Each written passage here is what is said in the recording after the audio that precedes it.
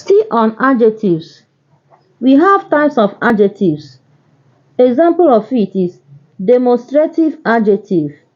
Demonstrative adjectives are usually placed after the noun in Igbo to clarify which noun the user is talking about.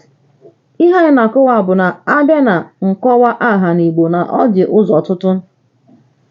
O nwere nke na-ekwu ọ na-arụ aka ebe ihe a na-ekwuru dị ma ọ bụ ebe onye a na-ekwuru nọ. For example, you have English and Igbo. Number 1 says that. In bracket, you have it as single, far away. Ya bụ ihe anyị na-ekwu bụ abịa that n'Igbo bụ ahụ maọbụ afọ maọbụ nke ahụ mana ọ bụ ihe dị ebe dị anya, ihe dị otu mana ọ dị n'ebe dị anya. Number 2 example, those in bracket plural far away. Those n'Igbo bụ ndị ahụ, ihe dị ọtụtụ mana ọ dị n'ebe dị anya. Number 3 example under demonstrative adjective. This in bracket single nearby. Abịa n'Igbo bụrụ nke a.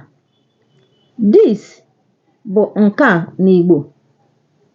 Ị ga-ahụ ka ọ na-ekwu na-arụghị aka dịka aha ya si dị. This nke a. Number 4 says this thing, ihe a. Number 5, these in bracket you have it as plural nearby. These bụ ihe dị ọtụtụ mana ọ dị nso. Ifu ka o si na-akọwa ya na-arụ ya aka. Ndị a, ihe dị ọtụtụ ndị a, ọ dị nso, ndị a. Mana ọ bụ ihe dị anya esi ndị ahụ mana ọ dị ọtụtụ mana ọ dị n'ebe dị anya si ndị ahụ. Ngwanụ sonyere anyị na-aga n'iru na-atụsara anyị ozi a ụmụnne m, biko na-atụsara anyị ozi a ka ọ na-aga aga.